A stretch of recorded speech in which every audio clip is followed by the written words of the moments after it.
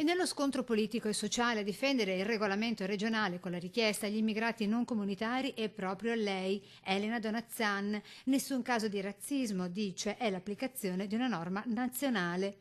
Nessuna discriminazione perché si tratta di una legge dello Stato che è lì dal 1999 voluta dal governo D'Alema. Noi chiediamo semplicemente che non ci sia discriminazione tra i documenti e le certificazioni che devono portare gli italiani e quelli degli stranieri.